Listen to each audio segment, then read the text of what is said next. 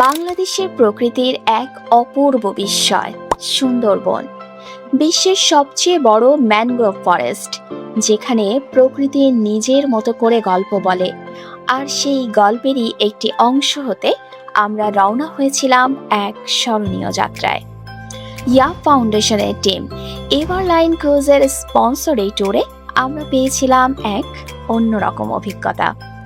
এই ক্রুজটির কর্ণধার মাসুদ খান ভাইয়ার আন্তরিকতা শুরু থেকেই আমাদের ভ্রমণকে করে তুলেছিল আরও বিশেষ। যাত্রার শুরুতেই ছিল এক ভিন্ন রকম উত্তেজনা, সবাই একসাথে নতুন এক অ্যাডভেঞ্চারের পথে।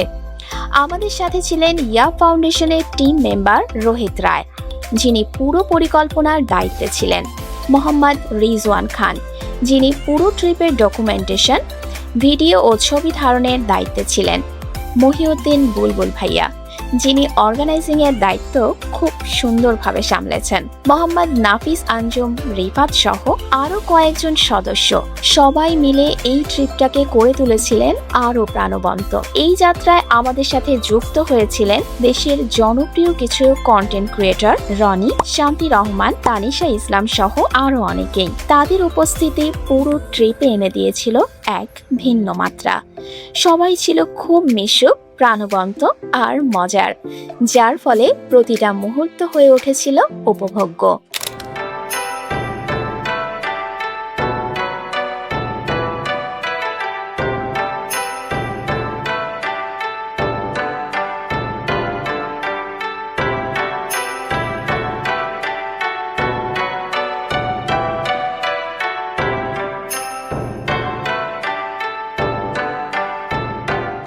ক্রুজে ওঠার পর থেকেই শুরু হয় আমাদের আসল অভিজ্ঞতা।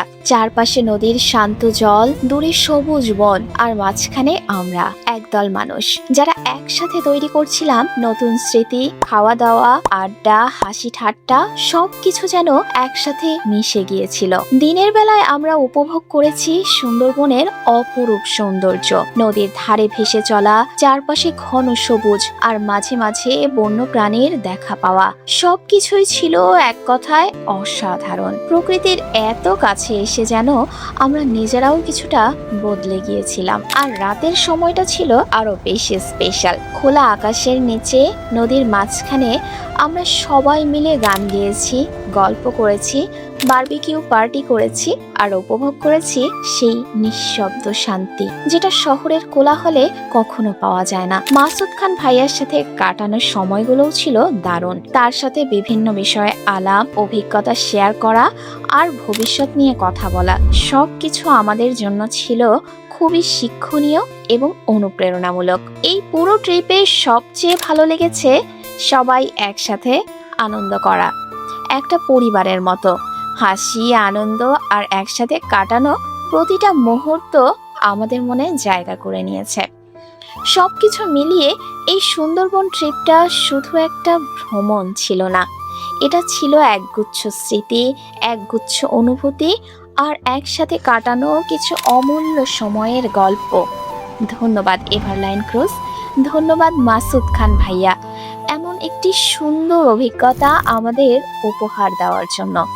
আর আমরা ইয়া ফাউন্ডেশন এমন আরো অসাধারণ যাত্রা নিয়ে আবার আসবো নতুন গল্প নিয়ে।